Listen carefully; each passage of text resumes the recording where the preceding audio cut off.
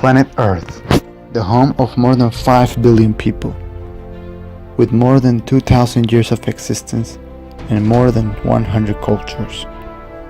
Unfortunately, more than 150,000 people suffer the disease of obesity, which consists of the growth of the fats in the human body. Almost 10,000 people die each year because of this disease. Right now, we're about to reveal some facts and realities of obesity. My name is Raul Farias, and we're here to discover obesity and health.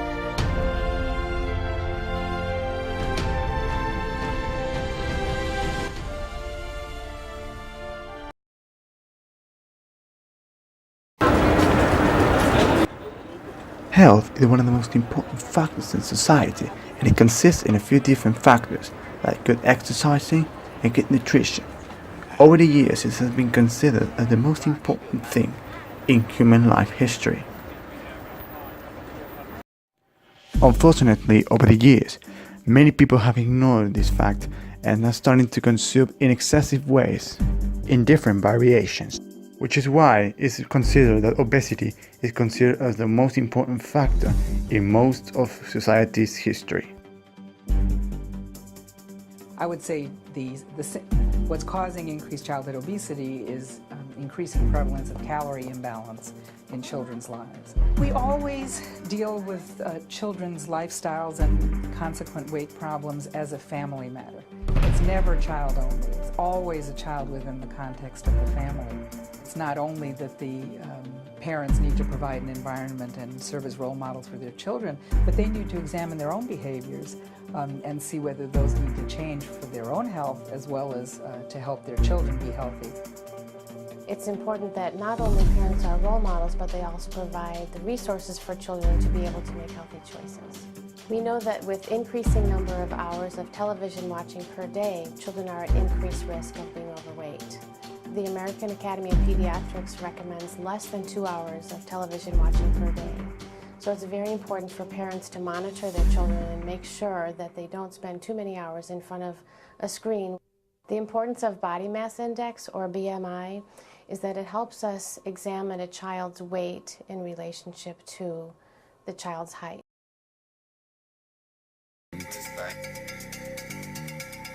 One of the most famous cases was Manuel Uribe's biography, a Mexican who just passed away a few years ago and had a history that has been known for many years since 2008, living with his mother and spending more of his years living with this disease, and that has affected his life in economic way and social way. But Manuel has not always been so massively overweight. When he was born on June 11th, 1965, he weighed a very average 7.5 pounds.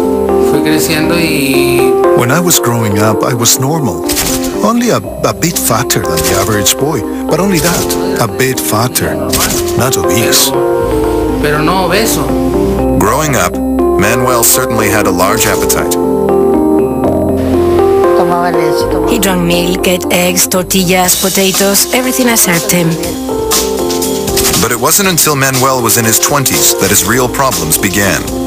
In 1987, he got married and moved to the United States for work.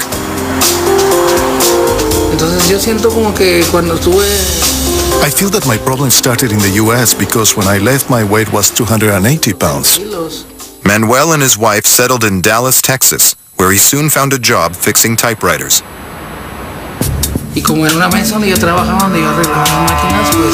used to fix the machines all day sitting at a table, all day sitting down. Life in the US is like that. You just go from your desk to your car. I used to drive my car to and from work, so I didn't get any exercise. Couple this with a fast food diet, washed down with soft drinks, and Manuel began to grow heavier.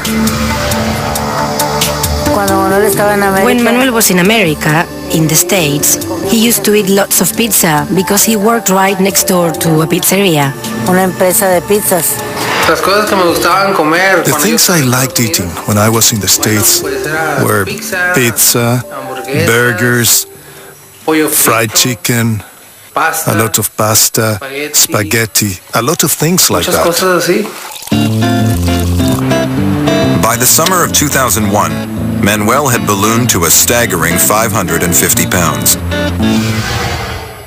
It was then that he and his wife decided to return home to Monterrey, hoping that a change in lifestyle could alter his eating habits. When he returned from the States, I couldn't believe he was so big. He'd got so fat. I couldn't believe it. Over the last years, obesity has become a big issue in society. Obese people spend 42% more on healthcare costs than normal people. African Americans have the highest age rate of obesity, 7.8%. Hispanic people have 32.6%, and Caucasians have 32.6%, and the Asian people have 10.8%. Women with obesity have bigger issues in finding jobs than men. Over 31.87% of Americans have obesity.